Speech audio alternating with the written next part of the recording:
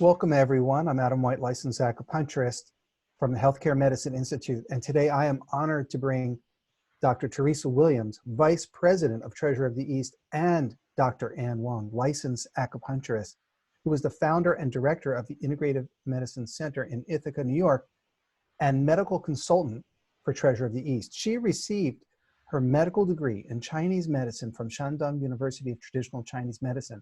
Previously, she was Chief Medical Administrator of the Chinese State Administration of Traditional Chinese Medicine, an adjunct professor of the Chinese Academy Medical Sciences, and a faculty member at Cornell University. She is one of the first overseas practitioners to be awarded the title of Doctor of Chinese Medicine, Physician-in-Chief by the World Federation of Chinese Medicine Societies. She is also a member of the Presidential Council of the World Federation of Chinese Medicine Societies. She specializes in pain reduction, management of chronic illness, and women's health and fertility. Dr. Wong, Dr. Williams, thank you for having me here today. I'm so excited to really talk about this botanical health initiative from HealthCMi we're calling Baudi and the Art of the Extract, Efficacy, Purity, and Sustainability. Thank you. Thank you. Thank you. It's a joy to be here. And I do want to start off with just an introduction to herbal medicine. Efficacy, it's ultimately everything we're going to talk about today is about the sustainability of herbal medicine and getting patients better. And that's what matters. And what impresses me so much about what you're doing is you're able to give us very potent, pure herbal medicines so that we can get the job done in the clinic. That's what matters to me. So I want to talk about purity and sustainability, everything from seed stocks to control of pesticide residue and sustainability of sourcing, Baudi regions and farming, testing and herb profile development, extraction processing, which is so important at low temperatures, which you've been able to achieve, which impresses me to no end. And a little bit, of course, about the company history and just really give us a background. And I'm hoping you can start us off with letting us know a little bit about how you get the job done. I can't tell you how many years I've been looking for things like good Tian Ma or sustainable Bei Sha Shen.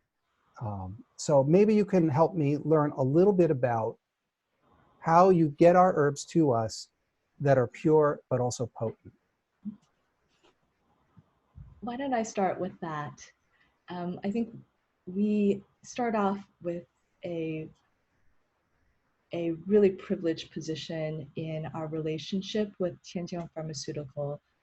We have been their partner in the US and really in the Western world for almost 27 years.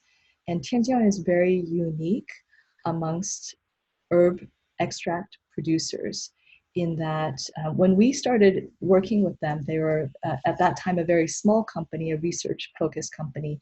Now they are by far the largest in China, and with that, they have tremendous capability to be vertically integrated. That means that rather than buying the raw herb ingredients from the wholesale herb market, where it can come from this source or this farm or this region, depending on the time of year or year to year, Tianjin is able to establish these very long-term relationships with over 300 farms across China in their Baudi regions. And in fact, Tianjin owns 66 of their own farms. So they know for their farms as well as the farms that they partner with, where they're buying the entire harvest, they know exactly what is going into the soil, the water, and the seeds.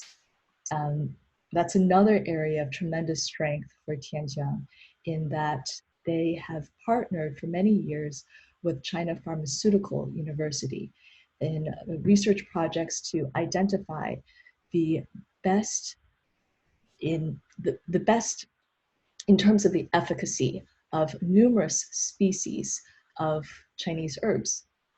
The Chinese pharmacopoeia has quite a lot of specifications. Tianjin and China Pharmaceutical University have taken it further. and I can go into more depth with that if you'd like. That's, I think, an overview of two of the very important aspects. They're starting out with great seeds, and they have, and our supplier has very close relationships with the farms where the herbs are being grown.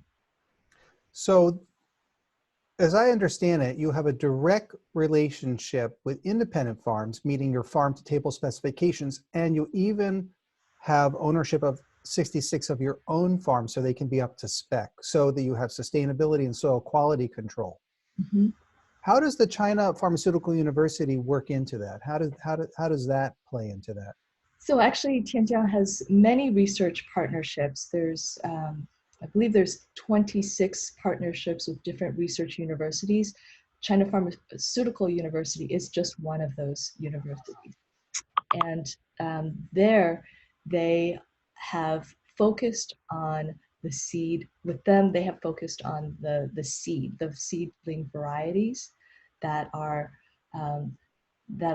truest to the TCM functions, and um, I think Dr. Wang, you might have some examples of this for The seeds. yes, Yeah.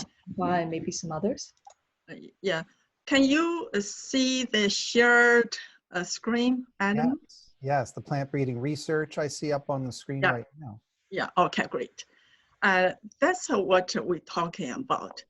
Generally speaking, after 3 generations of growing one type of herbs, there are some issues have developed, either with insects, with a virus. They have to they make sure to have the seeds against the virus, against the infections, against insects. And Tianjiang worked with China Pharmaceutical University, especially focus on the area of this type of research. For example, Juhua. And then you see that's a different type of Juhua.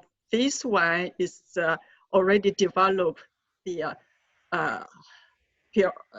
purity and also antiviral kind of seeds. They can grow better Juhua.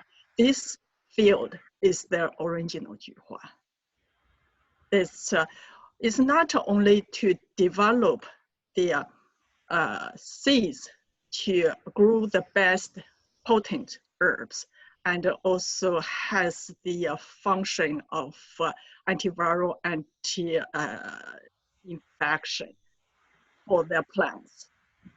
They are from the material, the raw material growing, they also controlling the region and also the time of planting, time of harvest, and also they build their factories just close to the farms, can process herbs directly.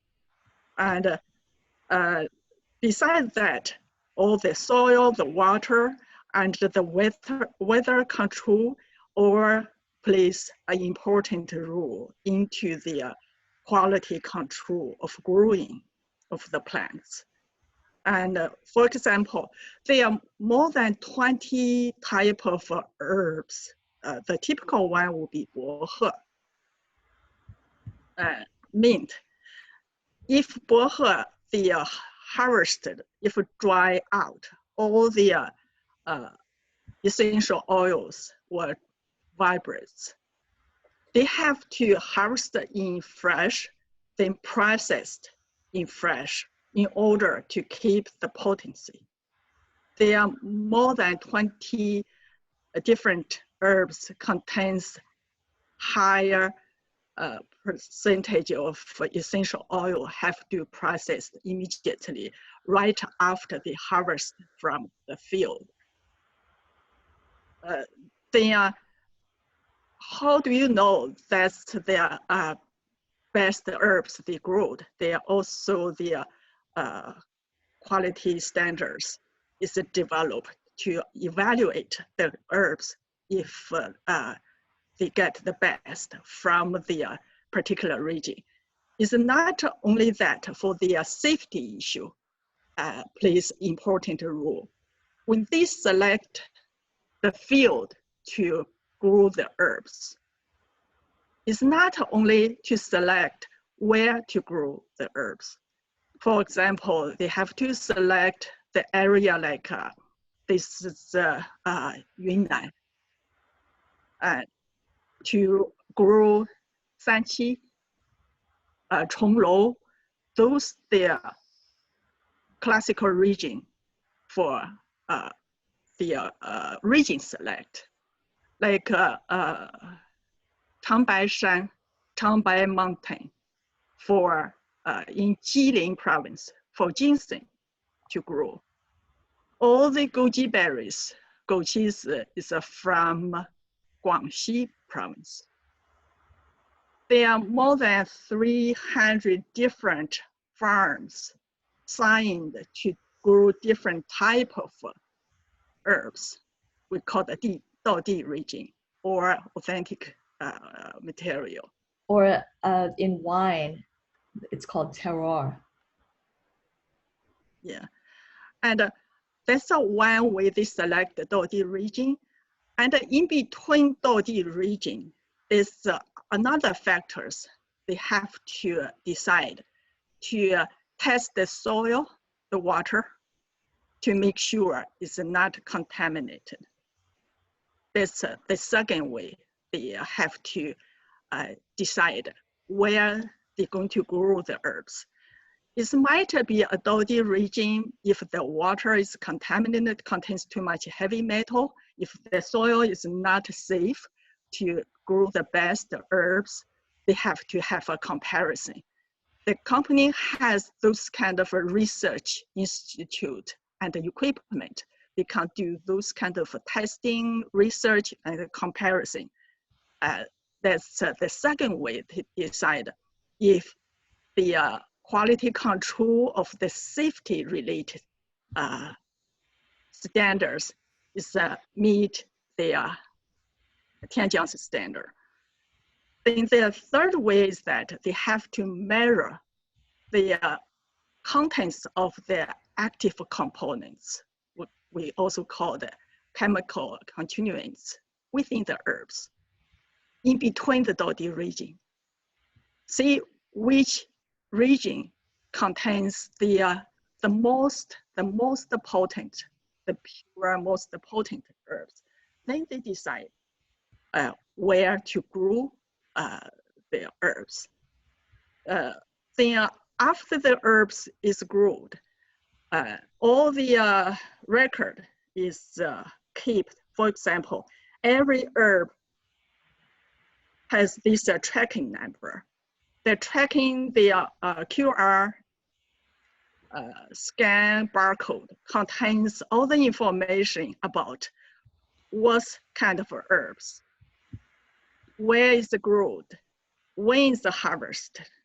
And if you scan this barcode, you can receive all the information you needed relate the quality of this type of raw herbs. It's not only every herbs has a QR barcode to trace back the origin, where the herbs grown and what's the quality of the herbs. And even during the transition of transportation, storage, all the procedure is under the tracking system. For example, this system contains who's the farmer, where's the region, what's the environment, when's the planting and the condition of the planting, when's the harvest, the storage, the transportation, and also all the way to the purchasing, get into the warehouse before they start the extraction process. this we talk about the quality control of their raw material. In terms of how these herbs are so potent, I think there's a number of key points that I'd like to summarize. One is the quality of the seeds. Another is the direct sourcing practices directly from the farms. Another is the geo-authenticity of where the farms are located in their regions of traditional origin. Yes. And also because we're sourcing directly from the farms, there is optimal freshness. We're able to buy out entire harvests and take them directly to processing, to culture processing, or to preparation for extraction and granulation. We also are very proud of Tianjin's leadership in botanical identity. They developed an internal standard for thin layer chromatography that has now been adopted by the China FDA, meaning by all herb producers nationally. Another thing we're very proud of is that there are never any endangered species in our products. Any products or any herbs that are protected, that we are sure to get certificates from CITES, that's the Convention on International Trade, and in endangered species of wild flora and fauna. You know, I want to thank you, first of all. Yeah. I cannot tell you how much that means to me personally. You know, at HealthCMi, we have a lot of initiatives. We've worked with many different herbal companies, suppliers. Everyone's pretty much, not everyone, but most people don't have the economic and managerial strength to control the seed stock and go farm to table. And farm to table is essential. There's a local hospital that literally has farm to table food now for patients. And of course, the health of the patients is greater. So I'm not sure people realize that some of their favorite companies, maybe they're in Hong Kong, maybe they're in Taiwan, maybe they're here in the US, they're just buying on the open market. There isn't the traceability. And what's unique about this company is you can literally trace back every product. And I always joke, it wasn't my joke. Someone said, oh, well, you're a UPS herbalist. I can identify anything dried that you put in my hand, right? But if I go out in the wild, I may not be able to identify the region where it was grown, the type of soil, what side of the mountain, these types of concerns. You know, acupuncturists get it in the mail when we order it, and we just think, great. But the truth is, this goes back to a conversation I had with Joanna Zhao, medical director of Five Branches University. I asked her, and this was 10 years ago, I said, why isn't Tianma working anymore for Wei syndrome or for tremors? And she said, oh, there's no good Tianma anymore. It was originally wildcrafted, it got over harvested, poor farming conditions, and it just wasn't potent anymore. No one was testing for that. There's issues with Beisha Shen being an endangered species. There's a lot going on with the preservation of seed stock, which is the very first thing we started with, that Tianjin pays very careful attention. One, to identify the correct seeds that are historically accurate, classically accurate, and then helping hybridize them so they actually work in the modern world without requiring tons of pesticides.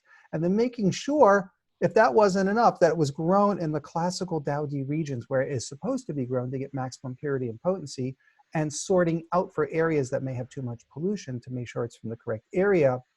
I know you do a lot with water supplies as well, making sure the water supply is clean, but also sustainable in the region.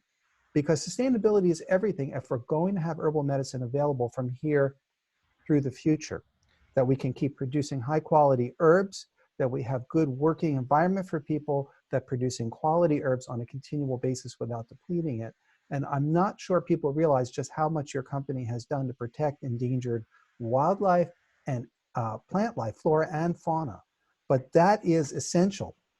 And we can get later into the fact that you do all the liquid chromatography, you do pretty high-tech testing to make sure it's clean and it's potent. And you have actually developed those parameters to show what really matches up scientifically with those classical function results we need to get. You know, clear heat and toxin, does it have this chemical and that chemical? You have developed those, what do you call them, chromographs or chromatographs? What, I'm not sure how you talk about liquid chromatography and these types of things, but you've developed these profiles and literally written the book on it. Someone actually did that. And we haven't even gotten to your level 6 clean room. So I also wanted to backtrack a little, and we can get a little more comfortable with this because this is so important. You're literally talking about preserving the wild, because now we don't have to go out in the wild and over harvest things, and they can properly grow things and process things. And later I do want to get into low temperature extracts and how you figured that out, which is fascinating.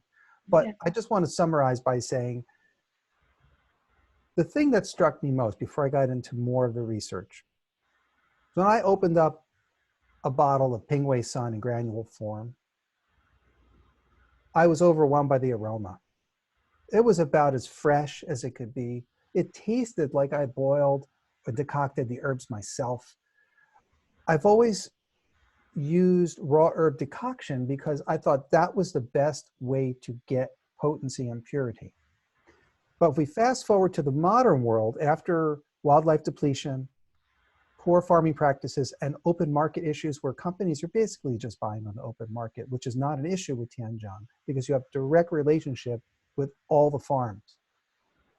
What's happening now is that the granules, and this was what was shocking to me, are often more potent than the raw herbs because of the ability to control everything from seed to arriving at my office for the patient. That was shocking to me. I cannot buy some of these herbs in raw form at the potency level I can get with your granules because you've bothered to go everything from the seed to the soil to the water to my office. That is my huge underscore, and that's why this is so important to me. Not to mention it helps prevent toxic exposure to pollutants. So that's my summary of what we're talking about. And you can tell, I hope you can feel my enthusiasm, what this means to my patients, by the way. I'm getting great results from Tianwan Bushingdan where I was getting before. I mean, I've just really seen how you preserve those volatile oils and the kind of love and care and attention that you can do to it. And I wanted to dispel a couple myths before we continue. One, just because a company is located in a specific area of the world doesn't mean that they have control over the quality and purity. So you might like it because they're in your state, for example, or your province in Canada. But what's happened in China over the last, I'd say 30 years in particular, is the nascent herbal medicine industry has grown. And what you have are highly dedicated individuals to the preservation of the legacy, the cultural and medical legacy of Chinese medicine.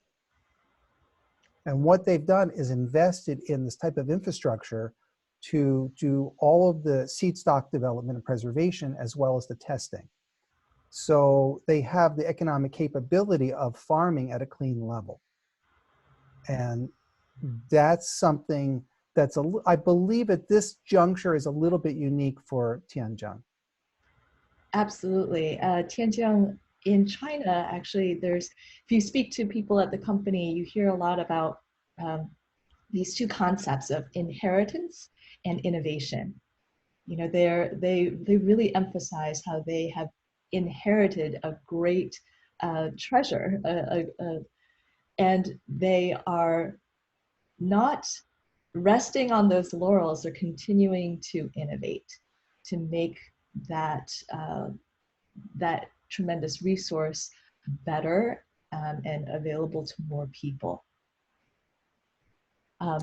Yeah, I wanted to say that part of that is very tangible because literally all of these herbs have been tested for heavy metals, for pesticides, for aflatoxin, for sulfur dioxide, lead, cadmium, mercury, copper, all of it. And unfortunately, herbs that are on the open market with, unfortunately, almost every single herb company that exists other than Tianjin, I'm just being very honest. I will say to my readers, I don't have a financial interest in the company whatsoever. This is me, 30 years as a licensed acupuncturist. A patient comes to me and I need to get them better. And if they have night sweating due to insufficiency heat, I need the herbs to be potent. I need them to be pure. Where am I going to get it? What's going to get the job done? So that's where I'm coming from. So I also want to thank both of you. And Dr. Wang, I want to know from your personal experience, what, just from a historical perspective, what motivated you to originally reach out and make this happen in the United States?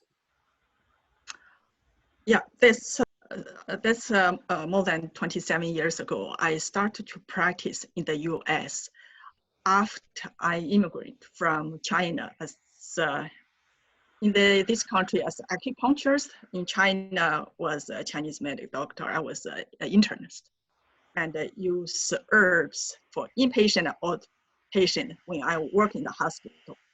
But when I came to the US, started to treat patient with the herbs I can get from other companies in this country.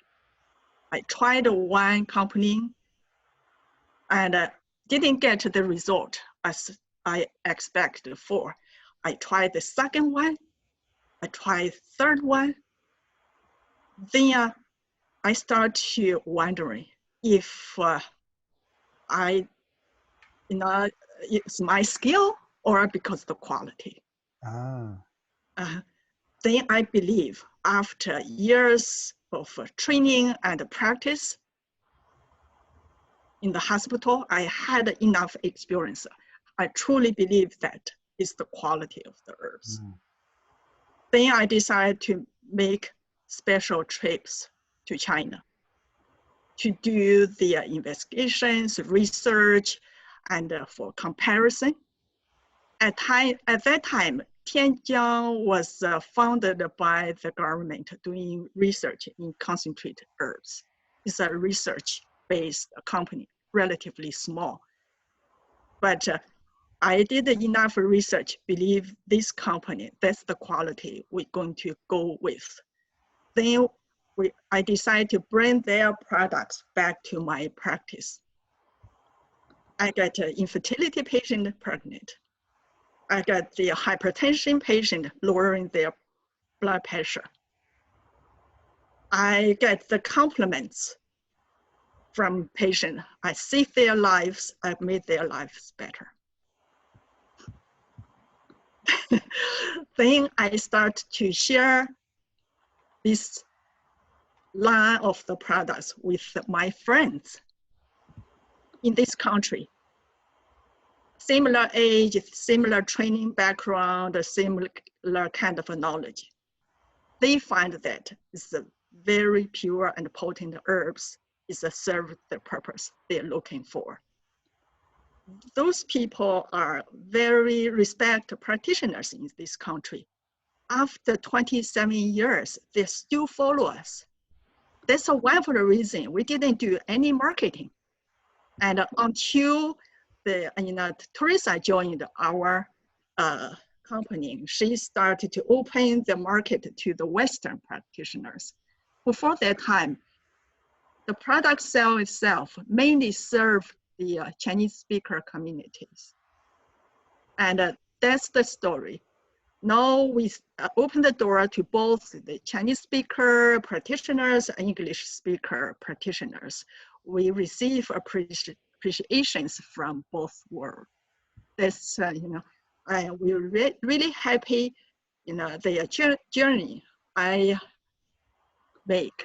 And also I'm very proud of the treasure I found. That's why we call it Treasure of the East. So Treasure of the East is the supplier for Tianjiang herbs in the United States. Canada as well? Canada also use Tianjiang's herbs, but not called the Treasure of the East. Okay. Only the US called the Treasure of the East. We name the products in the US Treasure of the East to honor the treasure we digged out, we found from the East. And I want to thank you for doing the homework for all of us, because what people may not realize is not only is Tianjin supplying herbs that have certificates from conventional international trade in endangered species, wild fauna and flora, which includes protected species like Tianma, Rusongrong, Baiji, Beishashem, but it also does the sustainable sourcing from farmers with soil quality control. It's also GMP, good manufacturing practices, certified, and it's also certified for quality by the ISO, the International Organization for Standardization. And ultimately, for example, in the United States, we like when things are USDA certified organic or even stricter standards. And what's happened is you've managed to create an entire brand system that is basically the seal of approval for quality and potency that I can trust. And a lot of it has to do with how you grew from a research organization, but also now having the economic capability of having Class 6 clean rooms to do automated extraction and filtering at the proper temperatures. If we go back in Chinese medicine history, as we find out, herbal medicine was not always just boiled in a pot with water. You might use something else. You might boil something separately. You might have some things more like a sun tea, just set out at room temperature and extracted. And we know, for example, from Tu Youyou, who won the Nobel Prize in Medicine, that Qinghao, for example, has to be extracted at a very low level in order to cure malaria. And she went to a 200-year-old book and figured it out. Of course, that's a pill people receive from a pharmaceutical company. They're basically getting Qinghao Su, some concentrated Qinghao, or a synthetic version of it. But she was the one who figured out, is just put Qinghao in a pot and boil it. You're going to be wasting the herb and not really getting the active ingredients. But also, historically, the grandmasters that preceded us of herbal medicine also knew that. And she looked at that ancient book and decided, she did, I believe it was an ether extract to keep it at a low temperature boil originally to get the active ingredients. And today we have the cure for malaria. So what's happening here is Tianjin is able to do this extraction process at proper temperatures for so many herbs, not just Qinghao. Every herb. That's critical. I mean, that's a lot to take on that many herbs and to figure it out for each one. And I understand it's an ongoing process. That's right. That's right. All of our herbs are in compliance with the Chinese Pharmacopoeia, and the Chinese Pharmacopoeia gives specifications of varying specificity. There's an example of a baishao, for example. It should be chao baishao, or should be cooked until it has kind of a yellow and greasy appearance. And that's quite a wide range. Yellow, these are very subjective terms, but what Tianjin has done is that they've prepared batches of, they've done this for virtually all of our herbs. They've cooked them at different temperatures for different periods of time and at different pressures. And they've looked at the results to see which of those options produces consistently the best results. And then, so that's when they, to summarize, that what she's saying is they test so many different ways to cook these herbs and concentrate them and see what renders the best active ingredients. And that's fascinating to me. Yes, and that's one portion of it. There's the powder and the extraction. There's another aspect of it, which is the granulation. And there's a granulation process called a wet spray process, which is very common. Tianjin does not use that process. Tianjin has developed patents around a dry granulation process that can actually occur at lower temperatures and without the need for an excipient or raw herbs to form the nucleus of each granule. And and also the essential oil retrieval, that's another important piece to keep the herbs potent. And also with the aroma, that's why when you open the bottle, And if you open a bottle of Baiji, you open a bottle of Ganjiang, the aroma is so strong, making you cannot breathe the aroma. That's the key. When they cook, the essential oil vibrates. They have equipment to collect all the vibrated essential oil, and also they develop patent to observe the essential oil from the like vibration into the liquid and to solid particles. Then later they introduce essential oil back to the granules to keep the herbs with the original flavor and the fragrant, the aroma. It's very noticeable because I really get that authentic flavor literally from the granules, which is fascinating. But I also understand you do something else, which is very interesting. You do some herb profile development where you test multiple batches from multiple regions for optimal potency sourcing. So the active ingredient concentration isn't just from the process, but that you literally compare different growing regions. I believe that's correct still, that this is an ongoing process of discovery. Where is the optimal Baudi region to grow? Mm-hmm. Exactly. As Dr. Wang said earlier, most of our herbs come from the Baudi. There are some where the Baudi is no longer the ideal place because of climate changes and pollution. But within the herbs where the Baudi is still a very viable region, this is for most herbs, the Baudi is sometimes quite a large region. The same herb can grow across a wide swath of China. So Tianjiang looks at different farms within the Baudi to determine which farm can reliably produce the most potent herbs.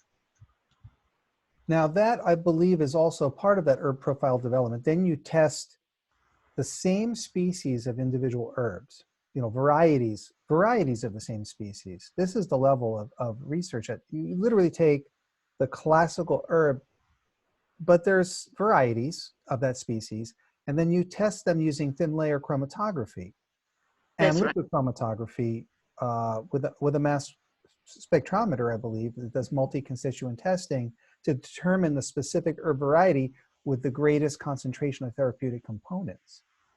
Mm-hmm.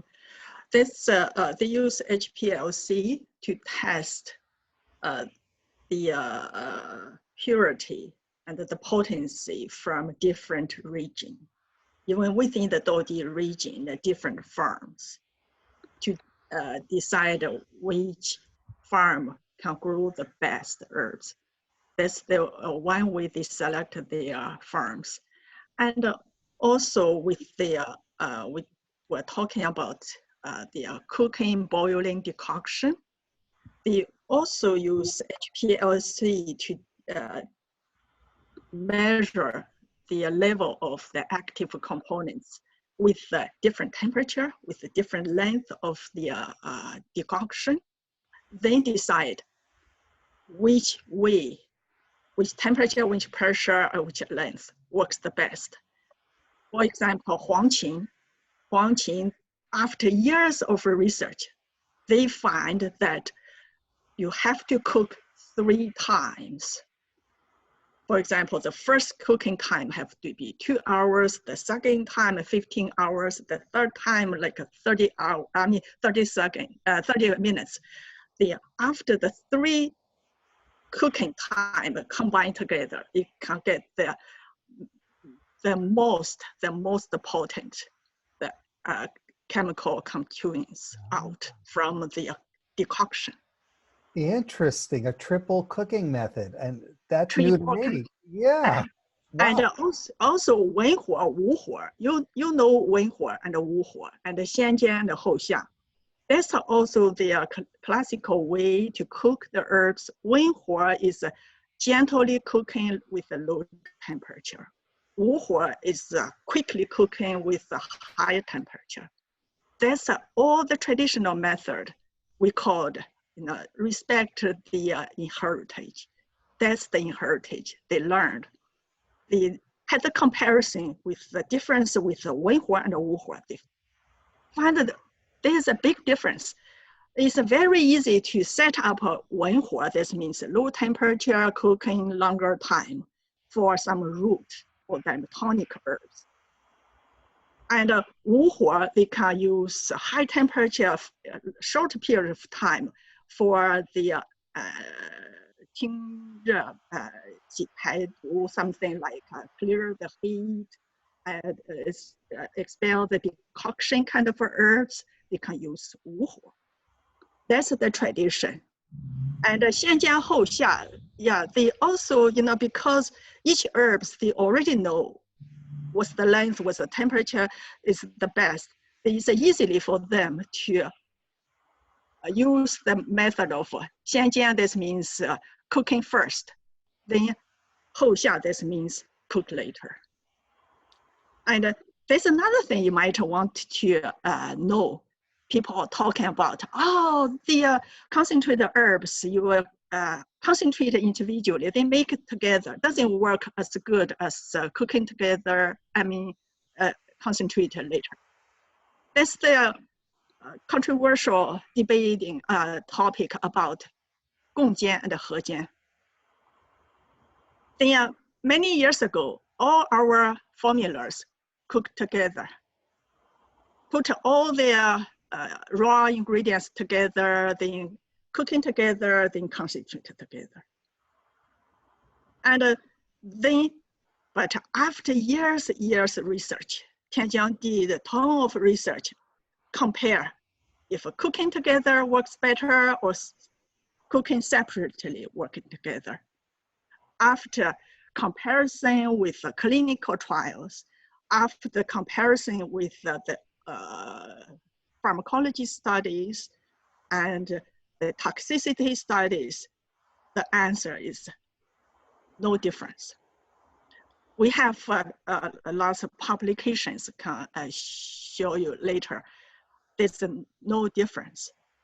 The reason is that Tianjiang already knows which herbs can get the most potent from individuals. But if you cook the ingredients together, put all the raw ingredients together, the cooking together, you cannot use the method of 先煎后下 or you don't know the temperature is suit these ingredients, it won't suit that ingredients. The length, the temperature, each ingredient is differently. Now it makes sense to me. There's no standards for decoct or concentrate formulas. No standard at all for now. You have to go use your experience to cook it. How long you're going to cook it? What's the temperature? What's the pressure? No one knows. But Tianjiang really knows individual herbs what's the best for individuals. That's why now we change all our decoction together formulas into cooking separately, then mix together, grooming together method. That's I like to explain to answer people's concern about if the herbs you can mix together will receive the same result. The answer is yes. Yeah, there's two areas where I think there's a school of thought in the US that originally came from China, but since then China has moved along. And one is related to decocting together versus decocting separate. And another is one that you raised earlier, Adam, which is the efficacy of raw herbs versus the granular herbs. And of course, in China, you still see tremendous use of raw herbs. Of course, it's very, very common, but in the major hospitals especially, there really has been a forceful move to using granule herbs for their efficacy, as well as for patient compliance and the ease of using a decoction. I know, I believe this is true, that Tianjin literally has herbal granule pharmacies in over 8,000 hospitals in China. Is that correct? That's right. Hospitals across Asia. Oh, across Asia, all of Across Asia. Asia, that's right. It's many other countries also use Tianjin's herbs in Asia. Yes, and within China, virtually all of the largest hospitals, about 70% of the provincial level AAA hospitals are users of Tianjin's herbs. Well, I want to pause right there, especially to our readers and people who do continuing education with us, the general public. A big goal at Healthcare Medicine Institute, HealthCMi, has a botanical health initiative, and we really believe it's enormously important to get herbal granule pharmacies into hospitals in the United States, Canada, North America. We're working on because we're here. Mm-hmm. Why? Because it saves lives. I'll give you an example. During the COVID outbreak, who had Qingfei Baidusan, the herb that helps people? Now, I ordered some Qingfei Baidusan from your company, and I gave it to someone with COVID, and she had a dramatic turnaround within 24 hours. It does prevent the progression of the disease. There's even a fair amount of homework done in terms of research and preventing viral replication. But we see just syndromes getting better. So the reason why we're so dedicated to getting the herbal granule pharmacies into the hospitals in the United States is that it will basically save lives. It will help people with blood pressure. There's so much that can happen here. But in order to do that, we need the standardization and control. And that's why I'm actually very fascinated you brought up the dry spray versus the wet spray. That was new to me. But you have that level of control over the purity and potency in all of those batches. That's why my thinking has shifted from always raw herb to now I can maybe get better result with the granules, because that level of control of extraction is so complete. And I wanted to recap what both of you were covering. Separate versus combined, all right? So the previous thinking was from China, everything in one pot, cook, then drink. Now it's separate extraction, then add together, decoct separately, and then concoct afterwards is getting better result. And that's because you have determined the extraction of the potent ingredients requires different processes for different herbs. And I find that also fascinating. And it's nice to have a company just working on that all day long. I do want to say it's not something they did and now it's done. This is an ongoing process. So I wanted you to talk a little bit about the TLC Atlas, which is now China's national standard for the authenticity of herbs, and your role in that. Okay. Here's the publications for the OLED. And we should send one to you after the lecture. This for two, there's one set for the first first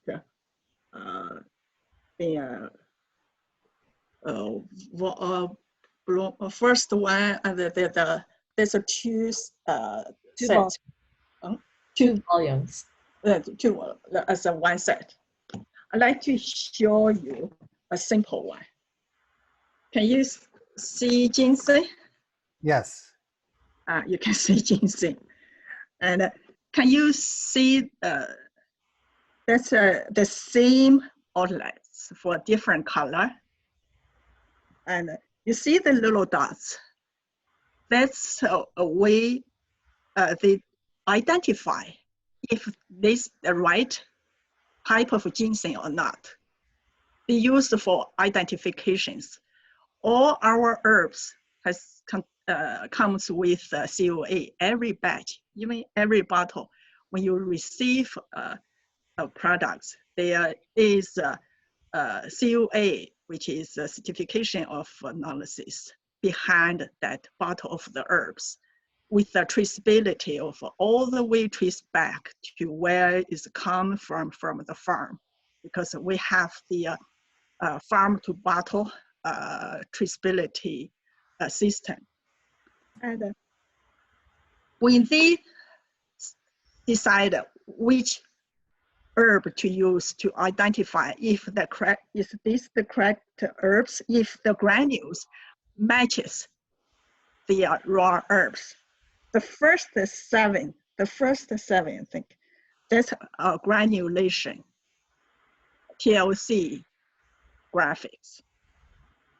And this one is the raw ginseng graphic.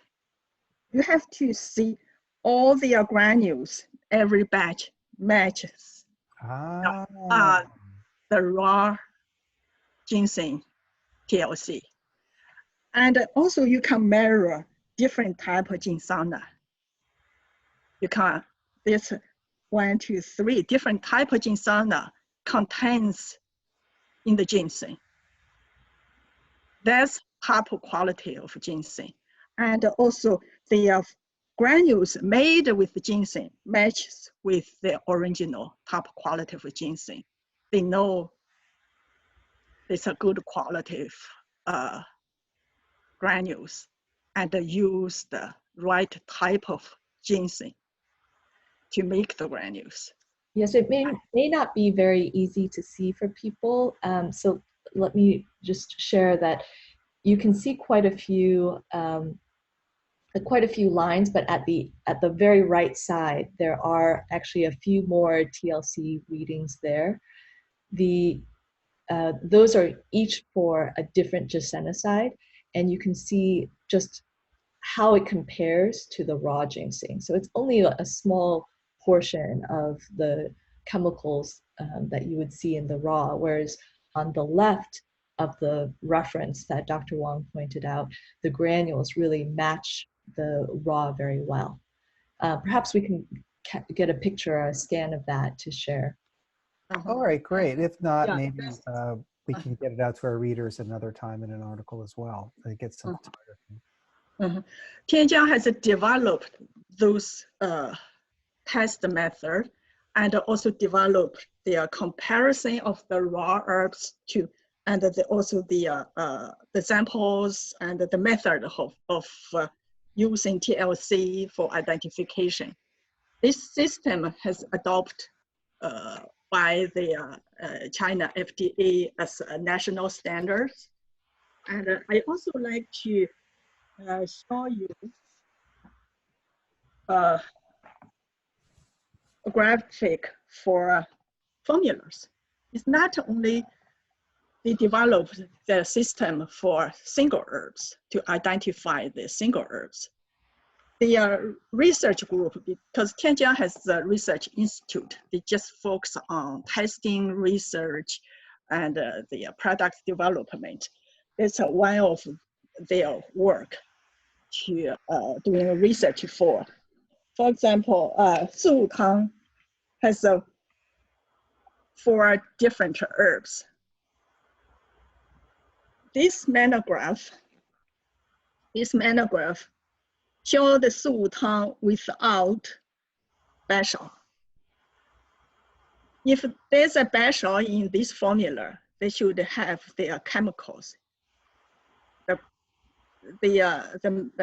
graphics here, but they have a comparison, the Sutang identification, and they on purposely not put bashal in it, and the graph shows that bashal is missing from their graph. From the and each time if they remove one formula, one ingredients, they can see from the graphics. For example, this one is the dangui is missing. This one is supposed to have dangui. If the formula has all the ingredients, they have the system have the the graphics design. Everything should show a full spectrum of the ingredients. If some ingredients is missing, then the graphics shows something is missing. They're also doing research and to identify if the formula contains all the important ingredients in the formula. Thank you, Dr. Wang. So I wanted to, for our listeners and readers, to mention that when she's mentioning TLC, we're not talking about tender loving care, although we are. It's thin layer chromatography. So I believe that's done with a mass spectrometer. Is that correct? Is that the device they use to do that, or how is that done? No, it's simpler than that. So a mass spectrometer you can use for multi-constituent testing, right? Testing. TLC, you have a medium and a fluid. So the fluid is traveling through your medium and carrying with it the chemicals, separating them out by weight. So the chemicals that are the smallest have the lightest weight. They will travel the furthest. And then the ones that are heaviest will travel the least far. So, okay, so that helps, yeah. Yeah, if you've done a pH test back in middle school or high school chemistry class, it's a similar concept. Where you're wetting one side, or if you've done like tie dye, where you're dipping a cloth into dye. Sometimes if you start with black ink, it will pull out a rainbow. That's a similar. And that's how you separate it out for the TLC, the thin layer chromatography. That's right. What I love is that you've actually developed the optimal parameters. And we didn't really have it before. And then what you've done is, and I didn't know, and I'm so glad we had a chance to meet like this, because I didn't know you had done it not only for individual herbs, but also for the entire formula once it was finished, which is fascinating to me. And then what Dr. Wang, what you brought up was fascinating, that in that readout of the optimal parameters, you compare, once you're done with extraction, the original raw herb readout in the chromatography with the extracted process to make sure it matches up and that all the ingredients are there. Now that explains to me personally why I'm getting literally raw herb quality from my granules, because you've literally matched it up to make sure it's all there. Yes. So that, and truthfully, if we look at the history of Chinese medicine, there really are sophisticated ways of extracting herbs. There really was no throw everything in a pot and boil it. That wasn't the case. Some herbal medicines were created as granules from the beginning, and made into little honey rice balls. There were so many ways of extracting herbs, and it's an art form, not just of growing, not just from processing after growing, not just from extracting, but what you termed, and I didn't know this term. I was always using farm to table. It's farm to bottle, but it really is an art form in process. It's a lot of science and it's a lot of work. So I want to summarize that a lot of it has to do with the low temperature extraction process. So you get the right sourced herb, the correctly sourced herb, but then you basically can get it processed properly. And that's where we're getting that potency. You're right. You're right. And also the 泡制 plays also a very important role. And we know foods is very toxic herbs. And that's one of the reasons people are kind of afraid of use foods, recognize. But Tianjiang find a way to remove the toxicity from foods during the extraction procedure. And the food's toxicity reduced 1,000 times. Now Tianjiang's food is very safe to use, but still effective. I keep learning something new. It really shows me it's an ongoing process, because we do know that the different cooking methods detoxify different herbs, bancha, fuzi, but to have, a level 6 clean room setup that's automated and computer controlled to ensure that the toxins are removed, and then someone bothered to do the before and after testing to figure out the best way to do it, that matters a lot. And Yeah. I wasn't aware of that. So it's just a constant process of discovery. Truthfully, to even really figure out what was going on in Tianjin took me probably 30 years of looking, to be honest, that long. And what I also realized is that a lot of what Tianjin is doing has developed over those decades. So maybe 30 years ago, it wasn't quite ready for this conversation. But now, yes, it's all grown up. And my goal, again, is to make sure the granules get into hospitals. But with this type of toxicity control included and purity and potency, I'm hoping we can move that botanical health initiative at Healthcare Medicine Institute forward. And I'm hoping that we can have hospitals pick this up in a timely fashion, hopefully during my lifetime. Things do move slowly, right? Yeah, but it's nice that you are moving to that direction. That's what we all need. It's so important. So important. I also want to thank you, because something that is very personal to me is protection of these endangered species. People didn't realize, you know, Tian Ma or Rusongrong or Beisha-Shen had problems. And in addition to protecting that by properly farming them and doing it sustainably, we're also getting the correct herbs. Sometimes I order He Huan Hua from different companies. I don't know what they're giving me, but it's not really He Huan Hua. Like, what is going on here? They're getting it close. Other times you get Tian Ma, looks like Tian Ma, doesn't seem to work. The flavors aren't quite right. It kind of has the overall look and feel of Tian Ma, but it actually doesn't have the ingredients inside of it, the active ingredients. So that's just something that matters in terms of getting the job done. We expect these herbs to go to work for us and make things happen. So that's another advantage of having this level of control.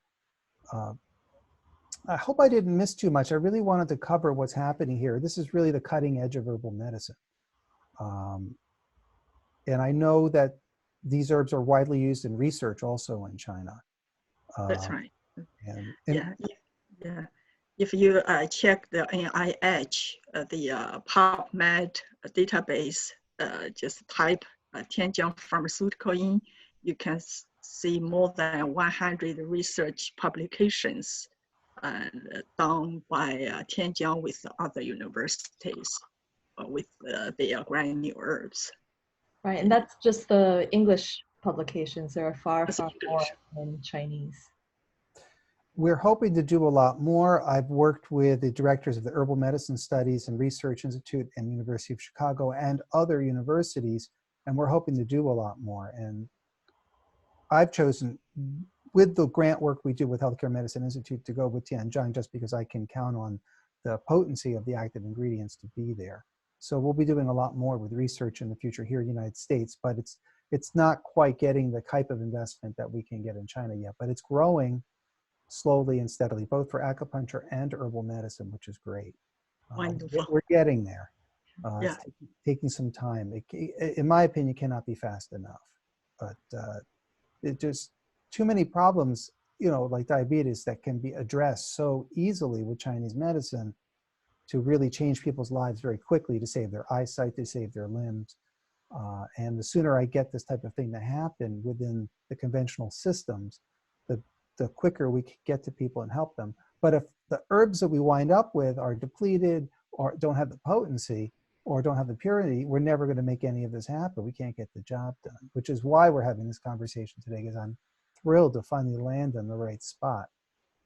Tell me something about your extraction process, for everything from level 6 clean rooms, automation and filtering process. I really wanted to hear more about that. And this is the concept that they have the capability of doing something better than a smaller operation because they have this industrial level control. I was hoping you could maybe talk to us a little bit about extraction. So this summarizes the manufacturing process for which Tianjin has actually 30 patents, starting from extraction going through packaging.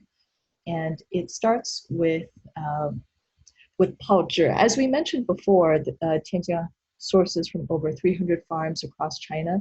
Tianjin also has 13 Baudi facilities in different regions across China in a network that allows the herbs to get from the farm to the Baudi facility as quickly as possible before going to the main extraction and granulation facility. So I'm sure you're all familiar with Baudi. I won't get too much into that.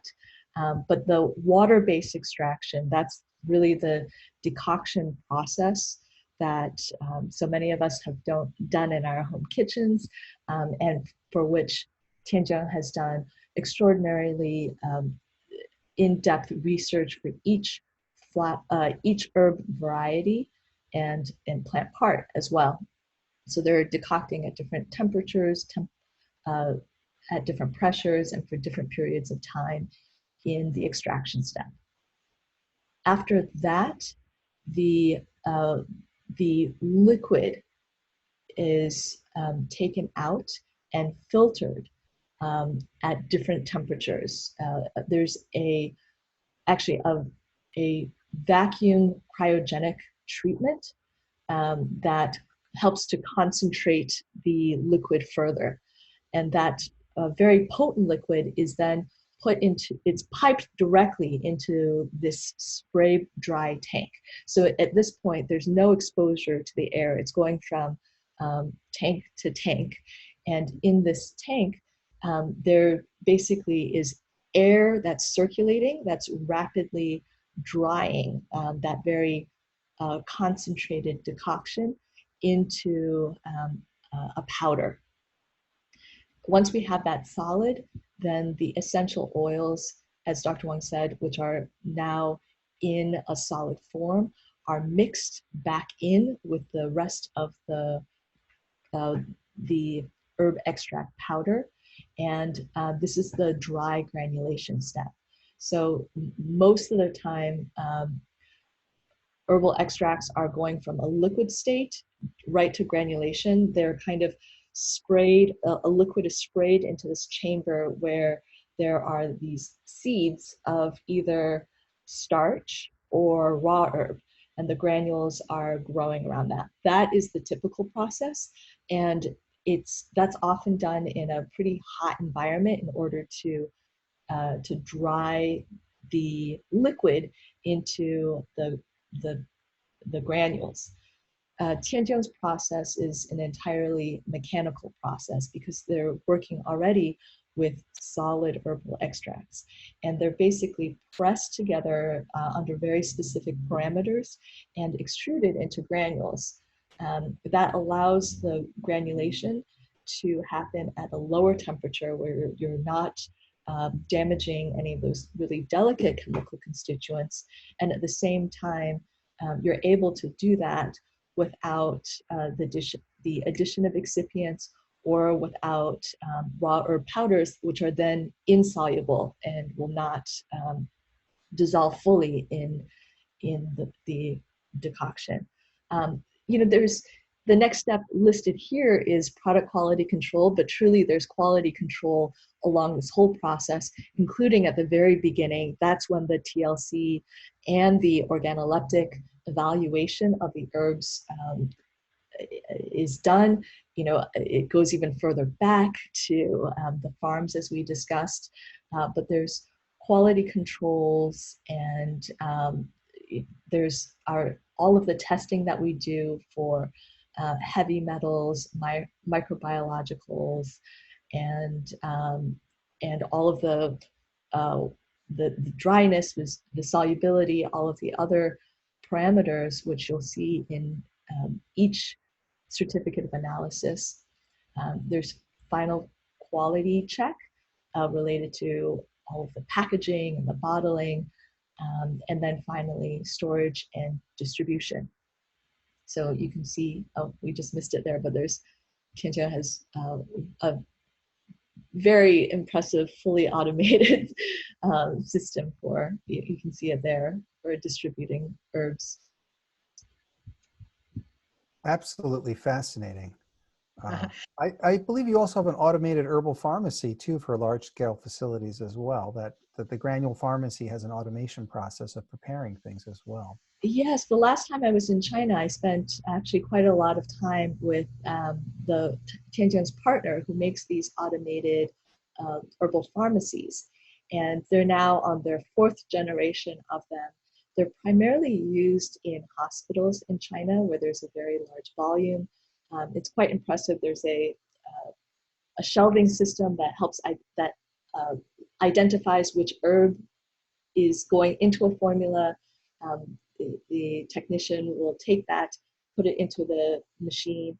It measures out exactly how much is needed for each and every dose, and mixes formulas accordingly.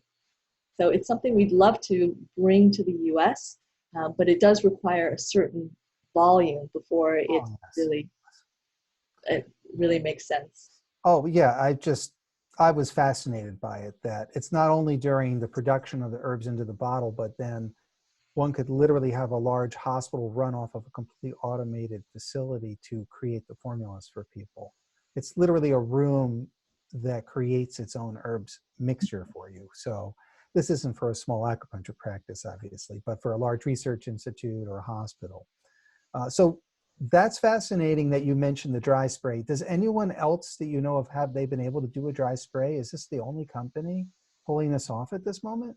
Sorry, the terminology is wet spray or dry granulation. Wet spray. Dry granulation. I got the Dry wrong. granulation is a patent owned by Tianjin. It's their patent developed in 2000. Yes, there are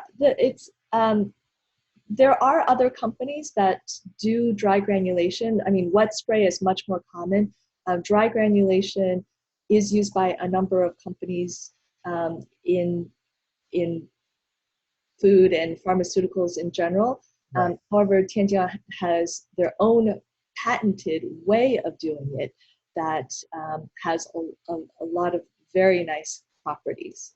That low temperature you spoke of, for example. And I wanted to ask, because it does seem like dry granulation is the gold standard. And that honestly, and I don't want to be rude to other companies, but if they're involved in wet spray, we're talking about higher temperatures and degradation of the active ingredients. And that's just not the way to go. I would think of your olive oil at home, folks. Do you want the cold pressed or do you want the regular stuff? Obviously the cold pressed oils, for example, for home culinary things, delivers a better quality oil. Same idea here. So I wanted to cover that. Now, when people get the bottles, they can mostly get the granules so that you take, a teaspoon or a couple scoops and mix with water and drink, or you can have it in capsule form as well, correct? So we have two major forms. And I think you also have another offering where you have some bulk package herbs as well. So is that slightly different than the granules, how that's created or presented? So we have many of our most popular products in larger bulk packaging, and that's again for sustainability reasons as well as for convenience for practitioners who may be using a whole lot, large clinics who may be using a whole lot of a certain formula, for example. A lot of our bulk is in granule form, but we do also have some single herbs that are in powdered form. So before the granulation step, and that's actually quite popular with manufacturers who are using, or other wellness brands who are using those ingredients, huangqi, goqizi, things that are now popular outside of TCM in a variety of other products. Okay, so that makes it more clear. So you have your granules, your powders, your prior to granulation, larger quantities, especially manufacturing, and then the capsules as well. Yeah. I just wanted to go over that because on the ground, I'm thinking I have to give it to this person. What form should they get it in, And basically, I want to give them the granules if I can. And if it's inconvenient, maybe capsules. Keep one in the car, keep one at home, one at work, So that herbs aren't good unless you take them.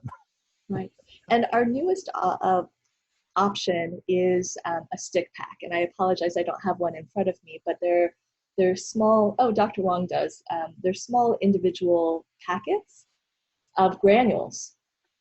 Because we do prefer the granules over capsules or tablets for their better absorption. I think I recognize. Did you have your tranquility tea or the tranquil tea? Oh, yeah, tranquil tea, that's it. Just one bag, one dosage. It's a single dosage.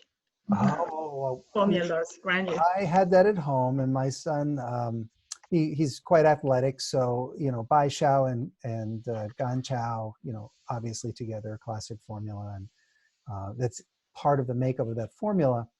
So I said, try this. It's a lovely tea. It's got, I think, a little yitang, a little malt in it, and he loved it. He's like, "Whoa, this tastes great." I said, "Yeah, Chinese medicine that tastes great." Hello. Yeah, that's unusual. That's a big deal. So he loves that. He's like, "Oh, Dad, where's that tranquility tea?" It's a very simple yitang, bai xiao, gan chao. I believe that, or zhe gan chao, is it, or gan chao? I believe it's something like that. 甘麦大枣汤 something. Idea. Yeah, I added something. And but the flavor was good. But I also noticed with the classic formulas that the flavors are correct and the aromatics are there. If you open up Hosheng Zhengqi San or Pingwei San, it's there. It really hits you in the face, like, wow, this is like a culinary bouquet, which is very important because as a practitioner, I can identify when those aromatic transformed damp herbs are going to work or not. Because if you can't really smell it in the herbs, it's just not really there necessarily. But it's something that hits you right away, which is where I started this whole process with being interested in this company. Like, who's doing this, and why are the flavors suddenly better as well? I think that goes to people being compliant when we give them the herbs. In other words, I think it's important that we have the capsules and the granules, but now you have this stick pack, which is very convenient. That's kind of interesting.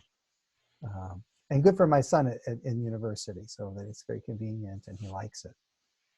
Yeah, now during the Chinese New Year, before the Chinese New Year, we're giving all the orders to practitioners, one box as a free gift to have them to try to know the new packaging system, and then that's what we offer currently. If you order, please make sure you get the box. That's nice. Yeah, I think it's great because people aren't aware of all these different ways, because compliance is everything. A lot of people have not been using decoctions for years because they can't get people to cook that, and someone's spouse doesn't like you having the smell of the house.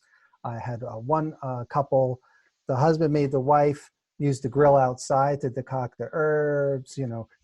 Being able to prepare and use the herbs, it's one thing that's great about the granules. You don't have to worry about any of that. But the stick pack, I think that was a great idea, especially if my son likes it and asks for his herbs. That's a pretty good step in the right direction. Now, did I hit on most of the basic concepts will really help licensed acupuncturists and people in general really kind of understand what goes into making herbal medicine pure and potent? I hope I didn't miss any salient points that we should really cover before we wrap it up. I think you covered many areas already, and also I feel very grateful for your appreciation to the quality of the herbs and to the effort we make into the authentic raw materials, what's the Sustainability. Yeah, and the quality of the raw herbs, the raw material. That's our concentration and effort and the specialty. I think we've hit on the major topics. Adam, we do have some images that we can share perhaps afterwards, or maybe in a follow-up that get in a little bit more detail. But I'll allow you to go in whichever direction you like. Okay, well, HealthCMi's investigation of efficacy, purity, and sustainability were enormously important to us. And what I'm finding here is that as acupuncturists, for example, we need to be educated. In other words, we are not metallurgists, and so we don't understand what needle has what design and what use. So we do some of that for the acupuncture needles. People didn't know there's different types of filiform needles for different applications. And the same thing with herbal medicine. We are there to make a diagnosis. We are there to make a prescription and get the herbs to the people, but we depend on the farmers and the suppliers and the processors to get us what we need to get the job done, which is why we met today. So this whole process of Baudi and the art of the extract is vitally important to me because it results in patient outcomes that are better, which I am achieving using these herbs, which is why I'm here today and why I'm constantly learning more. I didn't know the difference between wet spray and dry granulation. These are things that in a clinic on a day-to-day basis, I don't need to be concerned with. I need someone else to be working full-time on that, which you do for me, which is why I'm so grateful for everything you've brought here today. And any other pictures you want to share at any time now or later, I'm open to, because I want to continue to learn more and be more educated so that I can make better choices and get better medicines to people. And as a closing note, I want to also ask acupuncturists to remember, stick with your traditional Chinese medicine, your diagnostics, and the correct herbal formulas that you've learned and its modifications. And then if you aren't getting the results you want from the herbs, think of Dr. Wang, your history. You had to go all the way to China. She went all the way to China for you to figure out what is going on here. This should be working. Tu Yo had to win the Nobel Prize in Medicine as part of a major government push to figure out how to cure malaria, just to figure out low temperature extract. A lot of people have been working for a long time, literally for hundreds of years, if not longer, to figure out how to optimally get herbal medicines. And Dr. Williams, I want to thank you for making the time, Dr. Wang, for really educating me on herbal medicine. Thank you. It's our pleasure to be here. Yeah, thank you for the opportunity to. And I look forward to presenting more educational materials in the future. Thank you so much. Thank you.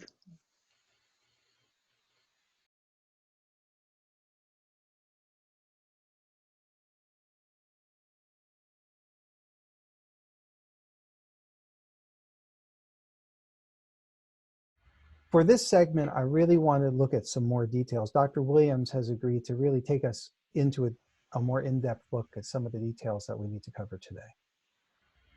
Great, thank you. I just wanted to dive in a little bit about how we were talking about Baudi and how the growing region for certain herbs, for example, huangqin, is quite a large growing region.